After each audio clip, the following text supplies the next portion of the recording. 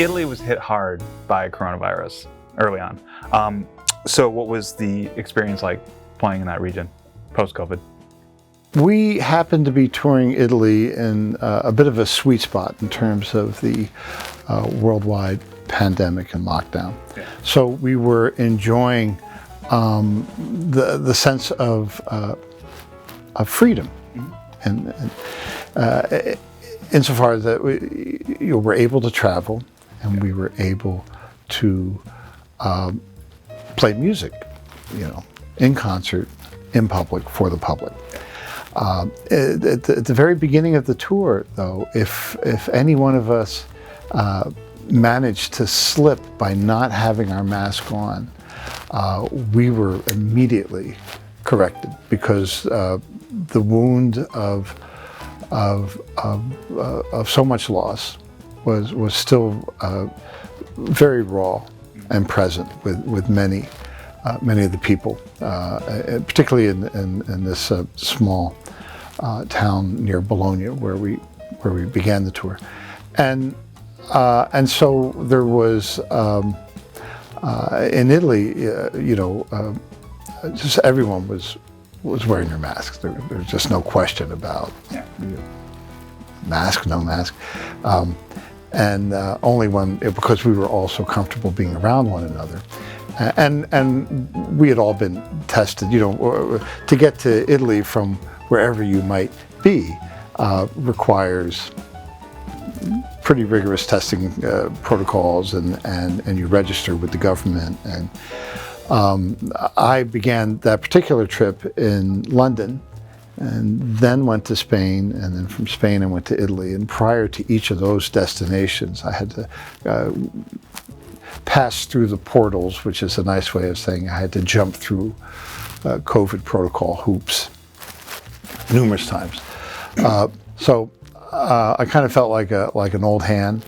And I teach at the University of Southern California, and the school did a really good job of getting ahead of all the challenges imposed by this disease. So testing is just a part of life, and masking is a part of life. All right, all that said, when we played in concert, we were comfortable because, again, everyone involved in the production of things were being very careful, and they were wearing masks. And audiences were very careful about the seating of audience members, so that people were not too close to one another, to reduce the risk of transmission. By the time we recorded the concert that is live in Italy, those parameters or restrictions were relaxed somewhat, so people could sit in the concert hall and enjoy listening to music like the old days. Right.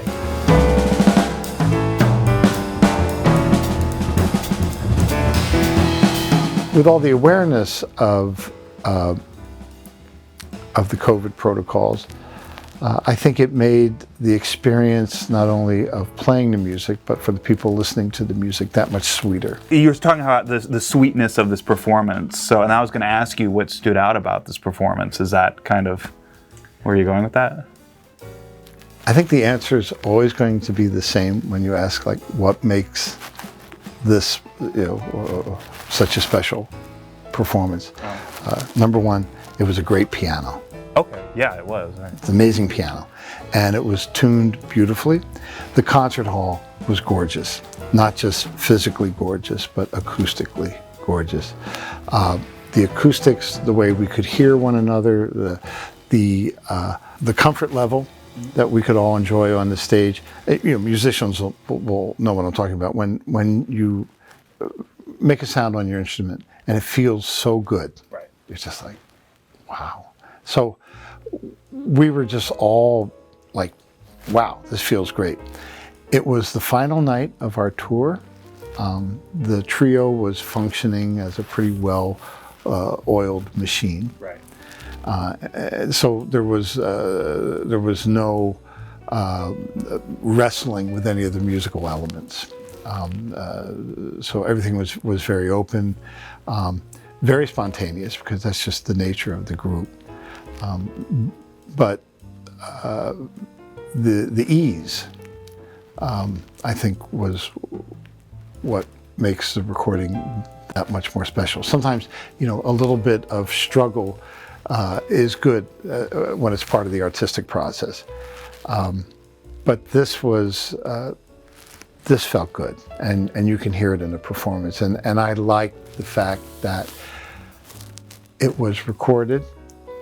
We were aware that it was being recorded, so there was a bit of that care. It wasn't like, oh, we were just, being very free. I mean, there is an art to playing to the microphone, and so this wasn't just a live performance that happened to be recorded. We were playing not only for the audience, but for the CD.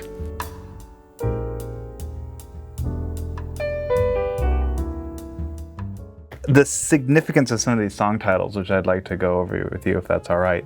A New Hope, or New Hope. I really should let Alan Pasqua answer that. He dedicates the tune to Keith Jarrett. Okay. There is probably a good measure of Keith's aura, ethos, or influence there by nature of what Alan wrote. But I think he wrote it, it's a bit of a love letter to Keith, and expressing hope for Keith's well-being. Right. Did you feel some of that in this performance? Because, and maybe it was just me, but I did feel a lot of Keith Jarrett in the... I mean, for me, ever since I first heard Keith in 1966 or 1967, whenever the Charles Lloyd Live in Monterey album, it's Monterey Jazz Festival album, that was the first time I heard Keith. Keith's influence is very much a part of how I hear music, how I play. This spring marked the 50th anniversary of the release of his first solo piano album on ECM, titled Facing You.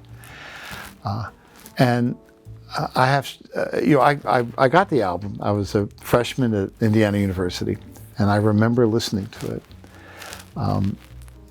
in the spring of 1972, and I just have such good, warm and fond memories of the experience of listening to his music. So Keith is one of those artists whose music speaks to people. So it wouldn't surprise me if that sense of him came out. Now, were we consciously trying to play like his trio? No, because I can't play like Jack, even if I wanted to, and I mean, who wouldn't want to? But Jack is, of all drummers, he's probably the one drummer who's the least possible to imitate. Yeah. And so we definitely play this music, our way, and at our age, that would seem to be an age-appropriate thing to do. Okay. And so obviously then for Chick, another Titan. It's Dear Chick, actually. Oh, it is. Oh, Dear Chick. Okay. Dear Chick. Alan wrote Dear Chick as a thank you note, and as a way to try to process that grief when we lose someone. I mean, losing Chick, when we lost Tony Williams, when you lose anyone, there's part of you that seems to be planning or counting on the fact that, hey, they're always going to be there. And by playing their music and by thinking of them, they are always there in a sense. But we're always going to miss and mourn the fact that we don't have Chick to say hello to, or Chick to, tell us something about music. So it was just our chance every night to acknowledge, our musical debt to him. I mean, Now He Sings, Now He Sobs was a defining moment for all of us who played any kind of music, but particularly in piano trio or rhythm section. Yeah. Just to deviate now a little bit, when I was listening to this, the minimalism within the interplay between all of you is something that I gravitated towards, in that it seems as if now when an idea comes through, you all are playing with such a connected mindset. It almost seems like you could, instead of maybe playing something 4 or 5 times, it can just be like, or or something like that, where it's a line and it's just like maybe the drums are like a punctuation, or not even that, but it seems that it's so organic. And I was just hoping maybe you could maybe touch on that, add some insight as to what you're thinking about when you're doing that. The trio functions the way that it does because we know each other's playing very well. But more than that, we trust each other musically. So there's never a need by any one part of the trio to feel like something needs to be established or something needs to be said. Here's the downbeat, or whatever. So then the things start to interweave and then blend in interesting ways, so that they're not so the lines of demarcation are not so obvious or standard, and that's also just the art of listening.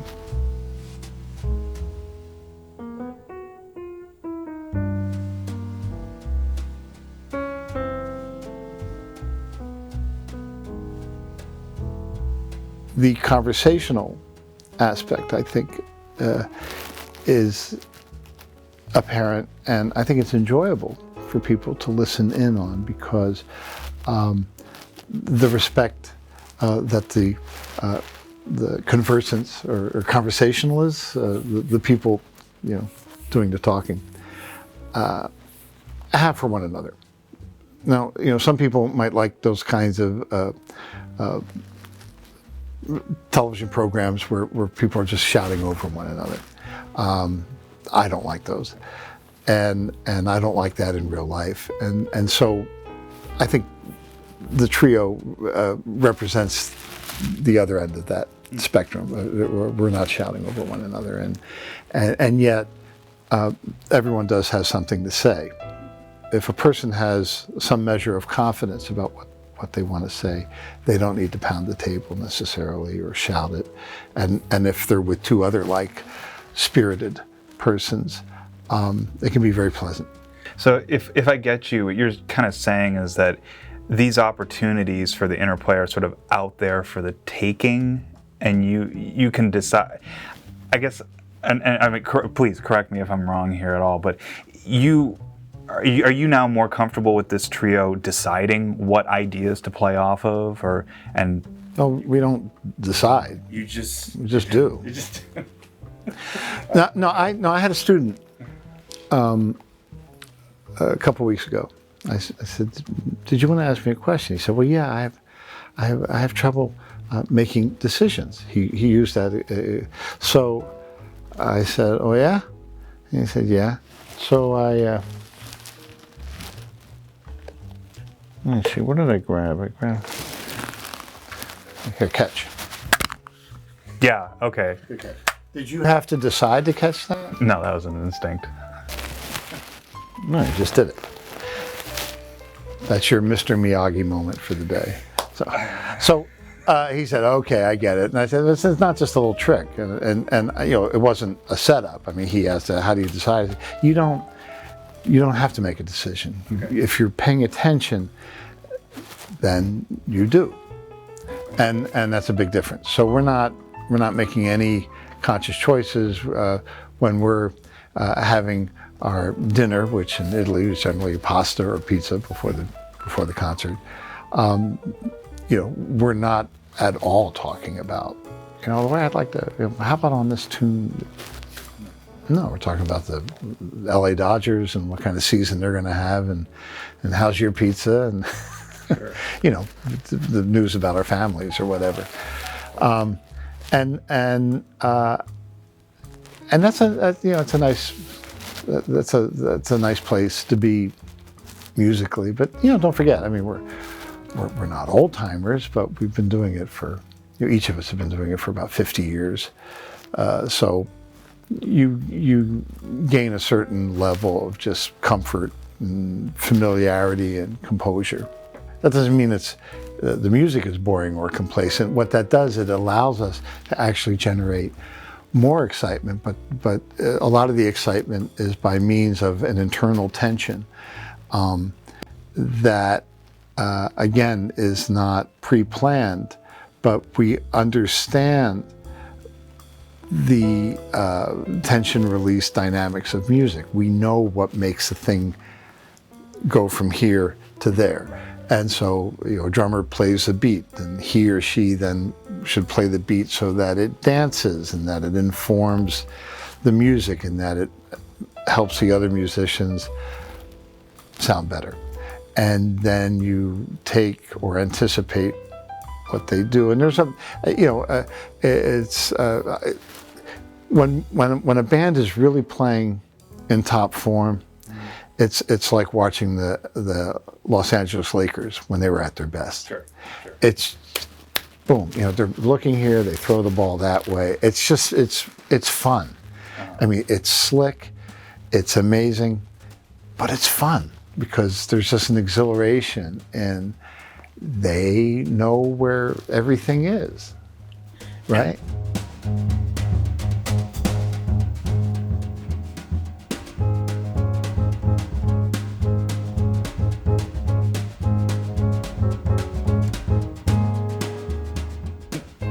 And so obviously with Alan and Darek, you all have been playing together a lot, so that instinct, right? You throw the metronome at me, I catch it.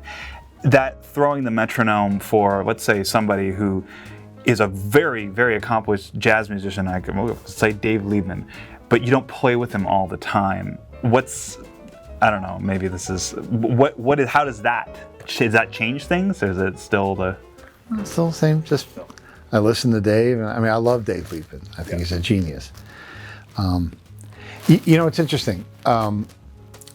I was on tour with Kenny Werner, and this maybe has nothing to do with what we're talking about, sure. But it kind of has everything to do with it.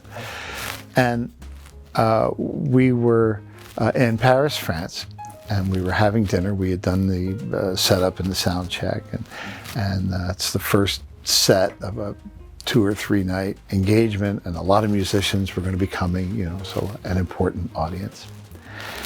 And as we're having dinner, Kenny asked me, he said, "Hey Pete, just curious, do you have any musical kryptonite? Is there anything that just robs you of your strength when you play, or that you avoid or you don't like or whatever?" So I said, well, yeah, actually, the tune, There'll Never Be Another You. There'll never, never, never be another you. And he said, really, why? I said, well, when I was a freshman in high school, we had a pretty clunky arrangement of it, and the band was just beginning that, that semester, and the band was pretty clunky sounding, and and so I just always associated it with that, and so I don't like the tune. Mine's Scrapple from the Apple. The same. I'm sorry, I didn't mean to interrupt, but continue, please. Anyway, get to the gig, and I'm expecting we're going to play the opener that we've been playing, and Kenny says to the audience, he goes, "Bonsoir, ladies and gentlemen," welcome. Said we'd like to begin the first set with "There'll Never Be Another You." And he sits down at the piano, and I'm kind of surprised. And he looks through the piano right at me, and he goes, "Deal with it." Uh-huh. And now it's one of my favorite songs. Huh? So, you know, Kenny, Dave Liebman, I mean, these guys are instinctively, they're not only great musicians because of their talent, because of their dedication, because of the amount of time they've devoted to learning, and the thousands of flying hours playing, but they really care about paying the knowledge forward, and whether it's a student at a school or a colleague on a bandstand, and I'm not the kind of colleague that would feel threatened, because I love and respect those guys, and if they tell me something, it's going to be for my own good. And so, I'm open to their music. So it's not like, when Dave Liebman plays and I'm playing the drums, I'm paying attention to everything he's playing. I'm watching him, because how many chances do I get to do that? I don't want to miss a second of it. Okay. Right? Yeah. What music can teach us, if we could all pay attention and use it in our everyday lives, is how to be in the moment. If I could be in the moment in my day-to-day life as much as I can when I'm playing with great musicians, wow, that would be something, and maybe I wouldn't be able to stand it, that much awareness or being in the moment. But I think it would be a good thing. But it does come fairly easy to me on the drums. Mm-hmm. Being in the moment, playing in the moment. Being in the moment, yeah, because it's a better way to play. It's an easier way to play. It's more rewarding. I've just figured out how to do it. And I like it, and I like the way it sounds. And it took a lot of years of me not liking the way things sounded to get here. We had, for all intents and purposes, shut down fuzzy music. The idea of putting out another CD was just like, I don't think I need the trouble. But so the story about this album was, there's an audio company in Italy, and this guy, Roberto, who is the engineer, he asked for permission to record us, this audiophile recording, and he releases the music on reel-to-reel tapes. And he has about 100 subscribers, and I think a full concert is 4 reels of tape. I mean, it's very expensive. Yeah. And beautifully packaged. And he says, if you allow me to do that, we give you the master recording. You can do what you want. And then we remixed it, and then I mastered it here. So we got the recording out of this deal, not a Faustian deal by any means. It was a good deal.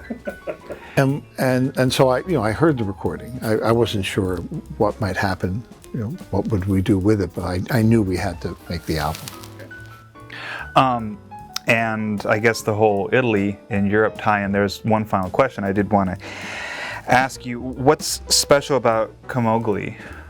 Camogli, I'm sorry, Genoa region. Beautiful part of the world, but what was special about Camogli was, again, it was a beautiful concert hall with a beautiful piano. And we also had a beautiful meal before the concert. And so everyone was in just a really buoyant, giving mood, and I think the music benefited from all those elements combined. Do you think you're going to be able to get back there soon? I mean, given what's going on in Europe right now, where do you see things like this going? I see the trio getting back there in good time. Okay. I was invited to come to Italy for this summer Not with the trio, because we had just toured there in the fall. So it was this band, and then I could also do a week or two with this other band. And I said, for a variety of reasons, I respectfully declined. This was before the horrors of the war unfolded to the extent that they are at this stage of the game, and this is March 24. So. Right. The idea of going to Europe with all the political uncertainty was one reason to not want to go. The fact that we're really not out of the woods yet with the virus also made me not eager to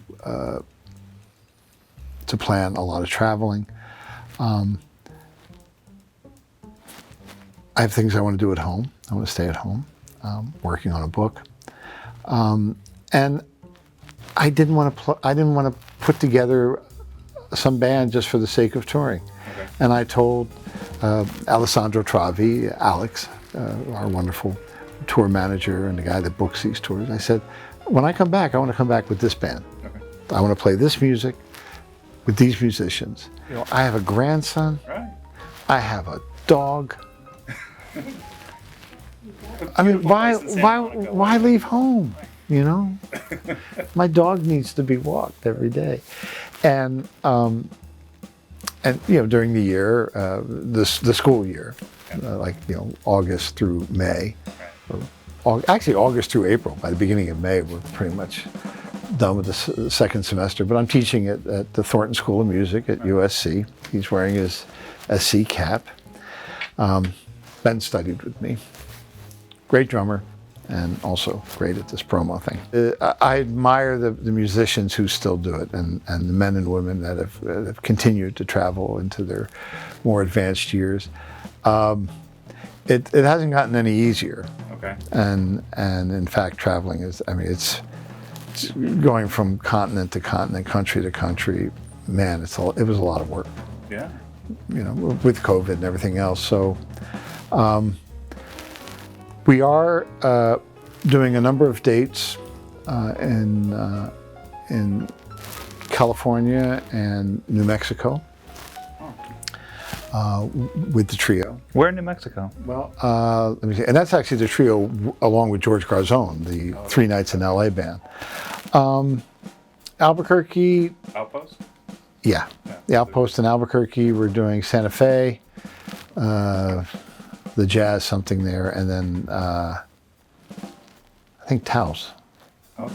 There's some, but the Outpost is organizing the 3 gigs, and then we're doing the Athenaeum concerts in La Jolla that Dan Atkinson produces down there, or Athenaeum. I don't know how they say it, and a gig in downtown LA with the quartet, and then we're doing the LA County Museum of Art with the trio in the very beginning of June.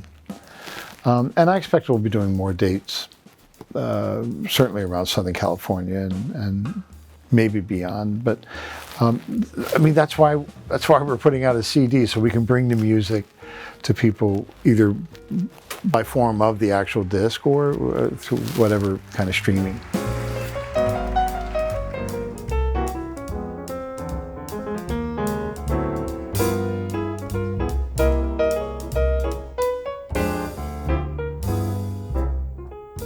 Why make a CD? I'm not trying to build my career at this point. So the CD as a business card, who needs that? To get rich? No, CDs cost money to make, and to promote them costs money. And it's almost impossible. I don't think I've ever made money off a CD. I don't know. But the impulse is to get the music out there. That's why we do it, to get the music out there, and then and it's not a hobby, but the impulse to do it does come from I don't think it's pompous to say it comes from a pure place. It comes from a real desire, like, this is good. I'd like to share this.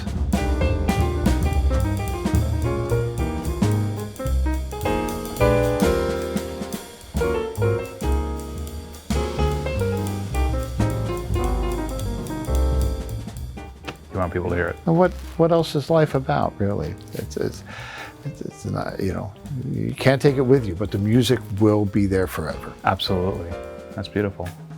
Well, thank you. I appreciate all of this. And it's a cool album cover. It is, yeah. Did you see the inside yet? I've only seen the album cover. Oh, you haven't seen the inside? Race car apps. So I came up with a great idea. Okay. So for the list of tunes, it's like an Italian restaurant menu. Hey. And instead of the prices, it's of course the timings. But we have the antipasti, the primi, the secondi, the contorni, and then the dolce. I'll show it to you. It's really clever. And the disc has no writing on it. It's just a wonderful plate of spaghetti alla vongole. I love it. I love it. Thank you. This has been fun. Thank you so much. Thank you, Peter.